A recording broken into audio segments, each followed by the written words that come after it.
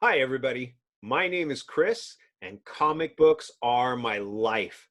So, I'm going to start off with a dramatic reading of the one that started it all, Fantastic Four #1.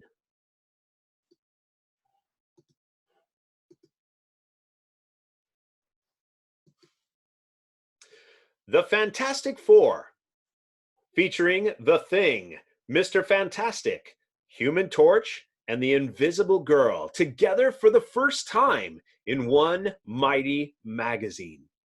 I I can't turn invisible fast enough. How can we stop this creature, Torch? Just wait and see, sister. The Fantastic Four have only begun to fight. The three of you can't do it alone. It's time for the Thing to take a hand. It'll take more than ropes to keep Mr. Fantastic out of this action.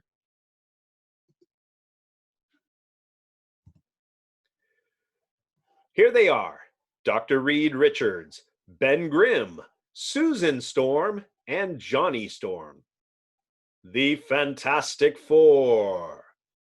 With the sudden fury of a thunderbolt, a flare is shot into the sky over Central City. Three awesome words take form as if by magic, and a legend is born.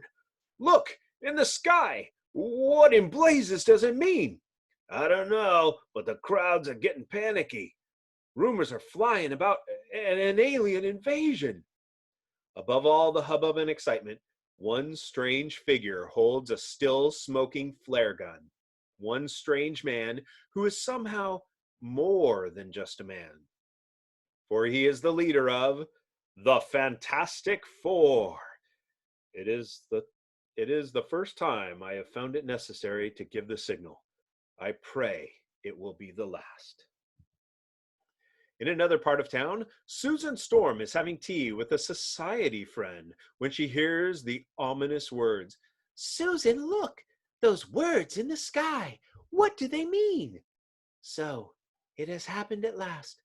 I must be true to my vow. There can be no turning back. Susan! She's gone! But where? How? It's time for the world to meet the Invisible Girl. Hey, what's going on? Something rushed past me. Something unseen. Stand aside. I have no time to lose. It's a ghost. Just what I need. An empty cab. Boy, what a dull day. I might as well cruise around until I pick me up a fare. Well, thank you. I will get out here. Okay. What?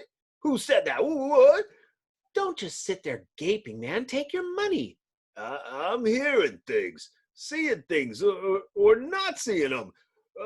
Gangway, I'm out of here. It works. I really am invisible.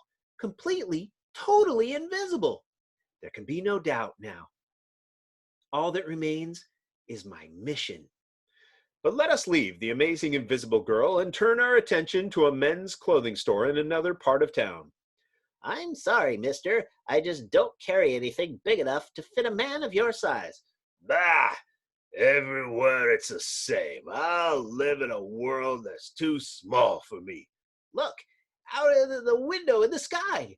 Those words, the Fantastic Four, what can they mean? So, the time has come. Wait, don't bother taking off your coat. I told you we haven't anything in your size. Oh, no.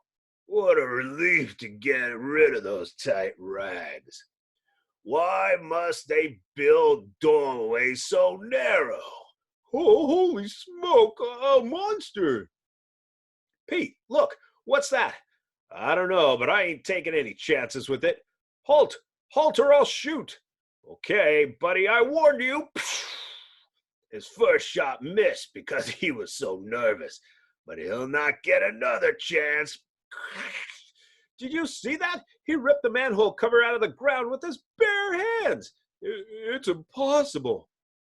I've gone far enough. I should be under my destination by now, but there is no manhole above me, no opening. Ah, I can't delay. I'll make an opening. What is that? Right in front of me? No, it's alive. Fool, You did not see me in time. It's a walking nightmare. Help! Help!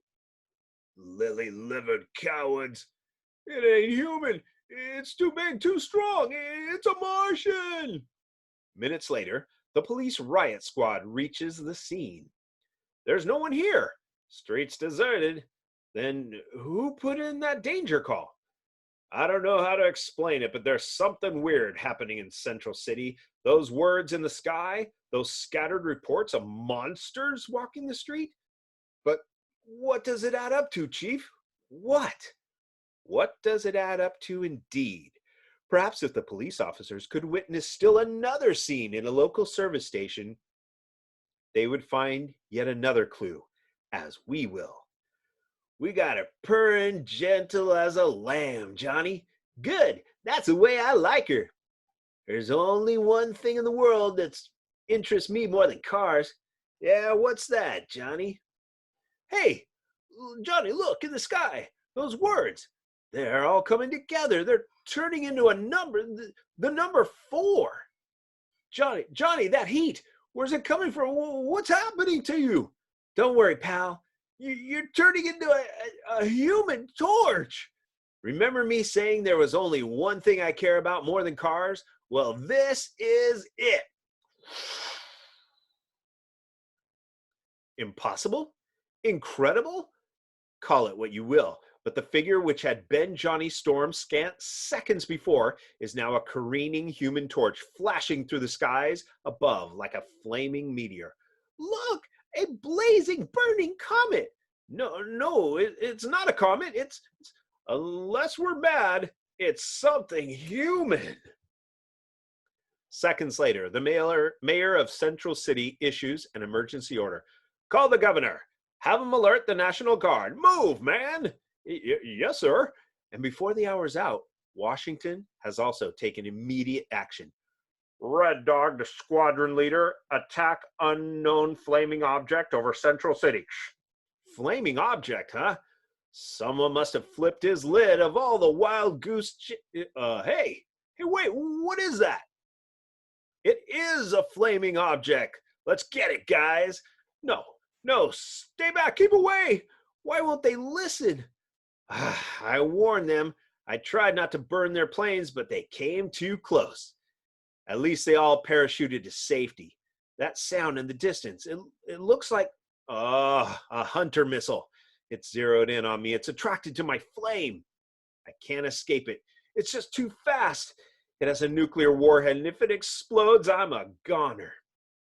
Suddenly, the human torch's flame begins to diminish, and as the missile is about to strike him, 2 impossibly long arms reach above the rooftops and got it. Moving with dazzling speed, one of the incredible arms hurls the mighty missile far from shore, where it explodes harmlessly over the sea. But as the flying boy's flame flickers out altogether, he begins to plummet toward the earth, toward a certain doom. Grab me, Johnny boy! Ah, that's it. Who is the unbelievable stranger who has saved the human torch? You're safe now, lad. You're safe. In fact, who are all 4 of these strange and astonishing humans? How did they become what they are? What mystic quirk of fate brought them together to form the awe-inspiring group known as the Fantastic Four? You all heeded my summons. Good. There is a task that awaits us, a fearful task. But there is time enough to learn of the task which faces the Fantastic Four. First, let us discover more about their origin. Let us go back to that momentous day when an angry Ben Grimm confronted Reed Richards. If you want to fly to the stars and you pilot the ship, count me out. You know we haven't done enough research into the effect of cosmic rays. They might kill us all out in space. Ben, we've got to take that chance, unless we want the commies to beat us to it. I never thought that you would be a coward. Boo! A coward? Nobody calls me a coward. Get that ship. I'll fly her no matter what happens. And so, Led by a determined Dr. Reed Richards, the little group sped toward the spaceport on the outskirts of town. Susan, Ben and I know what we're doing, but you and Johnny, don't say it, Reed. I'm your fiance. Where you go, I go. And I'm tagging along with Sis, so it's settled. All right, no time to wait for official clearance. Conditions are right tonight. Let's go. Before the guard can stop them, the mighty ship which Reed Richards had spent years constructing is soaring into the heavens toward outer space. She's behaving like a baby. Everything is perfect. Yeah, except the cosmic rays. No one knows what they'll do. Higher and higher, like a silver bullet, roars the sleek space. Higher and higher, like a silver bullet, roars the sleek spacecraft. We had to do it. We had to be the first. Well, we're reaching the cosmic storm area. Hang on. Hear that? It's the cosmic rays. I warned you about them. They're penetrating the ship. Our shielding isn't strong enough. But I don't feel anything. Naturally, they're only rays of light. You can't feel them, but they'll affect you just the same. My head, it's pounding as though it's about to burst. Ben was right. We should have waited, should have gotten heavier shielding. Johnny, what is it? What's happening to you? I don't know, sis. My body feels hot, like it's on fire. It's like I'm burning up. Listen to me. Somebody else take the controls. I can't handle the ship anymore. My arms are heavy. Too heavy. Can't move. Too heavy. Gotta lie down. Ben!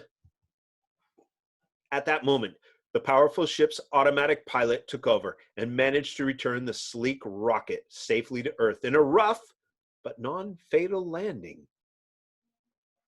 I'm grateful we're all alive. It was mighty close. But Reed, we failed. After all your work, your dedication, we failed. What did you expect? But we're still not completely safe. We still have to see whether the cosmic rays affected us in any way. Oh, Reed, I feel so strange. Susan! Look at Susan! What's wrong? You're fading away. Oh, no! It's impossible. Somehow, the cosmic rays have altered your atomic structure, making you grow invisible. Hey, sis, I can't see you at all anymore. How long will it last? There's no way of knowing. What if she never gets visible again? Look, I see her. I'm myself again. It happened so suddenly, all by itself. Oh, thank heavens you're all right, my darling. All right, eh? How do you know, wise guy? How do you know she won't turn invisible again? How do you know what'll happen to the rest of us? Ben, I'm sick and tired of your insults, of your complaining. I didn't purposely cause our flight to fail. I'm sick of you, period. In fact, I'm going to paste you right in that smug face of yours. Ben, stop. Wait, look what's happening to you. You're changing.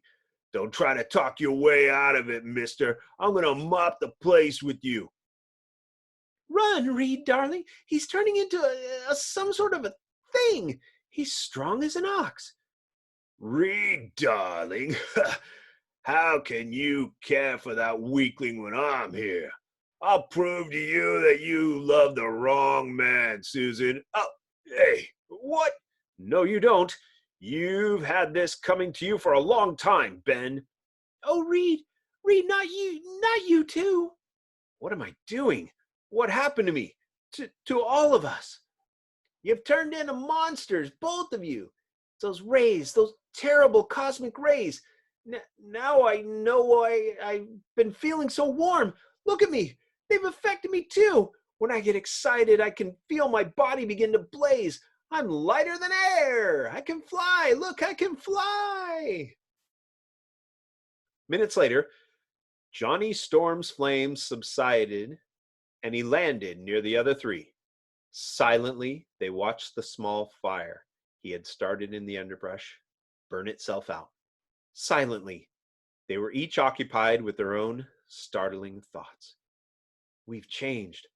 All of us. We're more than just human. Listen to me, all of you. That means you too, Ben. Together, we have more power than any humans have ever possessed. You don't have to make a speech, Big Shot. We understand. We've got to use that power to help mankind, right? Right, Ben, right. I'm calling myself the Human Torch, and I'm with you all the way. Same goes for me, the Invisible Girl. There's only one still missing. Ben? I ain't Ben anymore. I'm what Susan called me, the Thing. And I'll call myself Mr. Fantastic. And so was born the Fantastic Four. And from that moment on, the world would never again be the same. The Fantastic Four meet the Mole Man. And now, having met our four amazing characters, let us resume our tale. I called you together because I have some pictures to show you. Pictures? What are they, pin-ups? Look, all of you, this used to be an atomic plant behind the Iron Curtain. Wow, what happened to it? The same thing that happened to the other atomic plants on those photos. This one is in Australia, and this one's in South America. That's just it. It's happening to atomic plants all over the world. No one knows how or why. Wait! According to the steady impulses on my radar machine, another cave-in is about due to take place. And even as Reed Richards speaks, halfway around the world in French Africa, the following scene is taking place. What is wrong, Pierre? I don't know. It sounds insane, but the sand beneath my feet seems to be throbbing. Almost as if something is moving below us. Almost as if, listen, don't you feel it? Help! It's an earthquake! But here in the desert, impossible! Impossible enough, Pierre almost fell to his doom. Wait, the ground is trembling again. What can it be? Sacre bleu, the earth is going mad. The entire installation, it is caving in. But the worst is yet to come, for less than 30 seconds later, in the name of heaven, what is that? What indeed? It is a gigantic pair of claws, the like of which have never been seen on Earth or on any planet in the universe. It is unbelievable, mind-staggering, but real. Artillery! Bring the artillery! Hurry, hurry! Artillery? Of what use is artillery against a creature whose hide is powerful enough to dig its way up through countless tons of rock-hard earth? Artillery? Of what use is artillery against a monster who can crush a heavy tank with just one hand? But just as it seems that nothing in the world will halt the nightmare menace, the shrill sound of a commanding voice is heard, and the Goliath stops in its tracks. Enough! Return to the Earth's core. Our mission here is finished. Go! For even such a monster heeds its master, a master known as the Mole Man. But we shall return to the Mole Man before long. First, let us turn our attention back to the Fantastic Four as they gaze in astonishment at Reed Richards' super-sensitive radar scope. There, it has happened again, this time in French Equatorial Africa. But how? Why? That's what we've got to find out. By studying the cave-ins carefully, I've pinpointed an island located exactly between them. That is where we'll find our answer. It is known as Monster Isle. Monster Isle? That's just a fairy tale. There's no such place. Only one way to find out, Ben. And find out they do. Hours later, aboard their small private jet, the Fantastic Four see a strange mountain rising from the sea, like an unearthly, grotesque face. They have found Monster Isle. There it is. Little dreaming what awaits them, they climb to the top of the forbidding peak. If this is just a wild goose chase, mister, I'll make sure you live to regret it. Save your breath for the climb, Gruesome. Hold it. I hear something. It's coming from below. Look, those eyes! Suddenly, a living, three-headed nightmare hurls itself at them from over the edge of the peak of Monster Isle. Quick, Sue, turn invisible! Seeing one of its intended victims vanish before its eyes, the monster halts, bewildered. There's just time for me to become Mr. Fantastic again. I'll make a huge lasso out of my arm. Got him! I had heard there was a giant three-headed creature guarding this isle, but he shall guard it no longer. But before Mr. Fantastic and the Human Torch can catch their breath, look out! It's a cave-in! Hold on, Johnny, hold on. Oh, lucky Sue and Ben weren't with us at the edge. Finally, the amazing duo float down to the bottom of the pit. It's pitch dark. What sort of place can it be? Reed, I feel something. It's a trap door in the wall, and it's moving. That light, where did it come from? It's blinding. I can't see. I'm blacking out. It might be minutes or hours later when the two men regain their senses, only to find themselves garbed in strange, adhesive-type suits which protect them from the blinding, unearthly glow. Oh, my head. The light.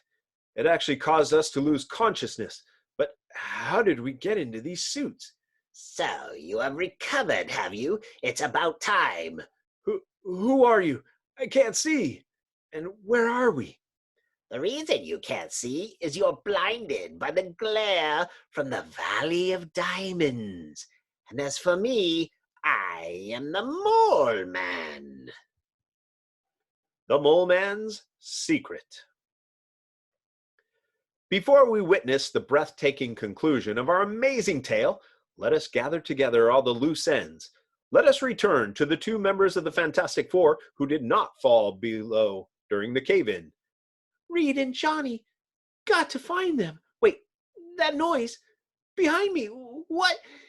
But other ears also hear the menacing sounds, and other eyes behold the frightening sight, the eyes of the Thing. Doc, Sue, out of the way. Let me handle him. The second gigantic guardian of Monster Isle is powerful beyond belief, but he is fighting an enemy whose every atom has been charged with cosmic rays, an enemy who can't be stopped. You've done it, Ben. You've beaten him. What did you expect? I'm the Thing, ain't I? Now, let's go and find that skinny, loudmouth boyfriend of yours. Oh, Ben, if only you could stop hating Reed for what happened to you. And what of Reed Richards and Sue's brother Johnny? We again descend to the depths of Monster Isle, where we find them confronted by the strangest menace of all time, the Mole Man. So, you have never before heard of the Mole Man, eh? Well, soon the world shall hear of me, for soon the Mole Man will have the entire world in his power. How did you get here? What is this place? It all started long ago, because the people of the surface world mocked me. What? Me go out with you? Don't make me laugh. I know you're qualified, but you can't work here. You'd scare our other employees away. Hey, is that your face or are you wearing a mask? Finally, I could stand it no longer. I decided to strike out alone to search for a new world, the legendary world, at the center of the earth. A world where I could be king. My travels took me all over the globe. Even this loneliness is better than the cruelty of my fellow man.